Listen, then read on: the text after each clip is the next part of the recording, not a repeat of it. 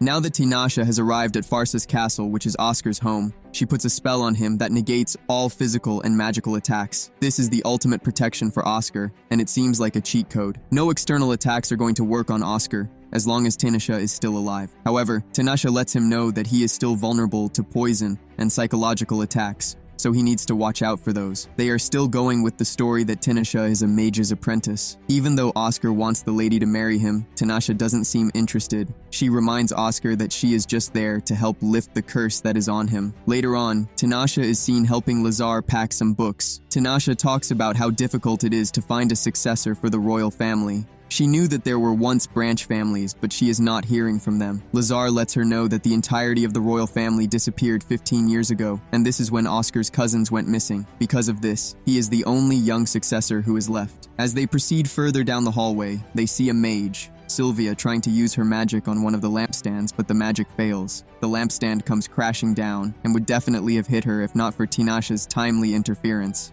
Tinashe doesn't even act like she did anything as she continues walking. Sylvia is impressed to see this. Tinashe was able to do what she did without any incantation, she says. Her friend then tells her that Tinashe is a mage apprentice who was brought from the tower by the prince. After this, Tinashe sees some soldiers sparring outside the castle and asks about them. The girl is Meridina, while the guy is General Als. Als is still young, but he is a skilled fighter, even though he is nowhere near Oscar when it comes to fighting prowess. This speaks a lot, and Tinashe realizes why it was so easy for Oscar to conquer the tower. Tinashe then decides to engage in a sparring session with Als. The mock battle begins, and it doesn't take long before Als starts to sweat, while Tinashe maintains her ultimate beauty. Als is impressed with Tinashe's composure, and he suggests that she join the swordsman instead of being a mage. Tinashe appreciates the offer, but would rather stay where she is. When Als sits down to rest, Meridina talks about how she finds it hard to believe that Tinashe is a mage's pupil, but Als just counts it as Meridina being jealous. Shortly afterward, Latola appears to Tinashe. She is glad that Tinashe is enjoying herself in the castle. Latola then lets her know that she is not there for just a visit. She tells the mage that there is something that she should know.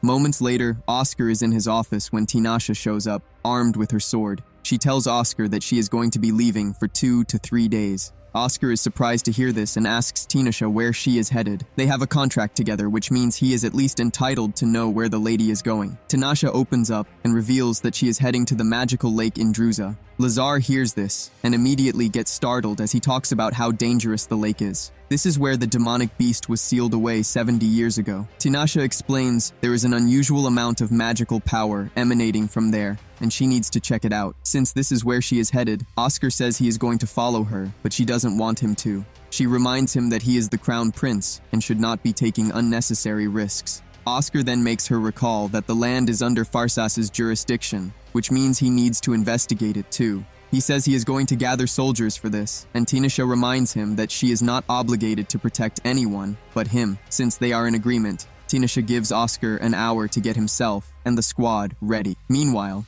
there are 2 guys at the magical lake, and it appears that they are waiting for Tinashe to show up. The guy is pretty confident that Tinashe is going to come because she has eyes all over the mainland. An hour later, the troops who are to follow Tinashe and Oscar are ready. Sylvia, Als, and Meridina are amongst the squad. Sylvia is so excited when she sees a small dragon sitting on Tinashe's shoulder. She tries getting close, but it seems the dragon is not ready for play. Tinashe tells Sylvia to be careful because the dragon is not used to people. Oscar soon enters the room, and he is surprised to see a dragon sitting on her shoulders. He jokingly asks her what she wants to do with the dragon, and this is when Tinashe lets him know that it was her plan to ride the dragon to the lake until Oscar comes along to ruin it. Oscar doesn't believe that Tinashe can actually ride the dragon because it is very small, not larger than a bird. Oscar tells his men where they are headed, and he warns them not to go against Tinashe's orders. Tinashe doesn't know if it is right for Oscar to say that, and Oscar lets her know that he has the situation under control. Just as they are about to leave, Tinashe seemingly remembers how people have always left her behind, and she is always the last one standing in the end. She is not regretting this, because this is the path that she chose for herself. After she is done reminiscing, she and Oscar step into the travel portal, and they are sent to their destination. They arrive at the Winurade fortress, which is northwest of Farsas and is also bordering Druza.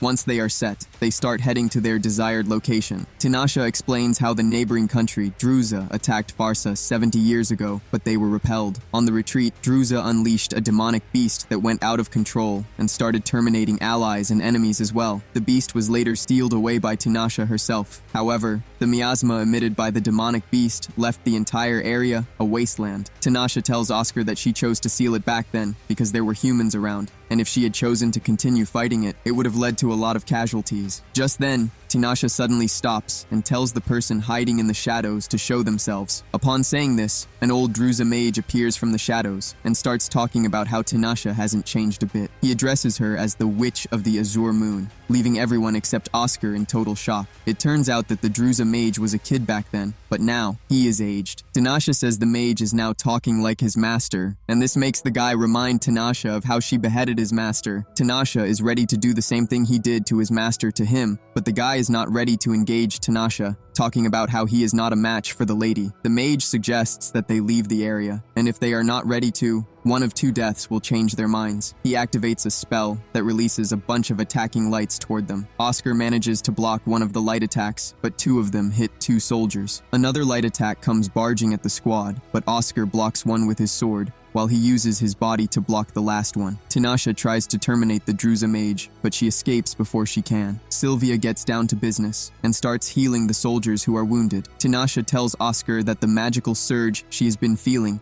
is Druza trying to revive the beast that she locked away. Tinashe then asks Oscar if he intentionally blocked the attack with his body, and he says yes. He remembers the fact that he is protected by Tinashe's spell, and he uses this to his advantage. Tinashe then apologizes to the squad for keeping her identity a secret, letting them know that she did so, as not to startle them. Oscar suggests that they retreat now so that they can come back with a larger force, but Tinashe says she is going to stay back and go after the mage instead. Oscar doesn't want this, but Tinashe tells him that they are going to undo the seal before they can come back. Oscar then says he is going to follow her, but she refuses. She reminds Oscar that he is an important person. She then promises Oscar that she is going to come back no matter what. Once Oscar hears this promise and assurance, he decides to let Tinashe go on the expenditure alone. Just then, Tinashe transforms her small red dragon into a big one, leaving everyone surprised yet again. Oscar suggests that they get married once she comes back, but her answer remains the same, and that is no. The mage and his subordinate are seriously trying their best to undo the seal because it is just a matter of time before Tinashe finds them. They are in the middle of this when Tinashe shows up and relieves the guy of his head. She takes down the rest of the mages too, leaving only one alive. The sole survivor is scared to shits as he looks at Tinashe to do her thing. Tinashe then tells the guy that she is willing to undo the seal, since that is what they are after. She casts a spell on the seal and lets the beast loose. Tinashe goes outside the cave where she can properly engage the beast. She tells her dragon, Narc, to stay out of sight until she is done, because it is about to get dangerous. Tinashe slowly approaches the beast, teasing it about how long it has slept. The two charge toward each other, and Tinashe throws a powerful attack at the beast, but the beast's mane protects it from the powerful spell. The fight between the two continues, and the beast proves to be dangerous also, as he maneuvers its way around Tinashe. As Tinashe is moving, she is supporting herself with spells to make sure that she is not vulnerable. She soon hits the beast with a devastating attack that it quickly heals from.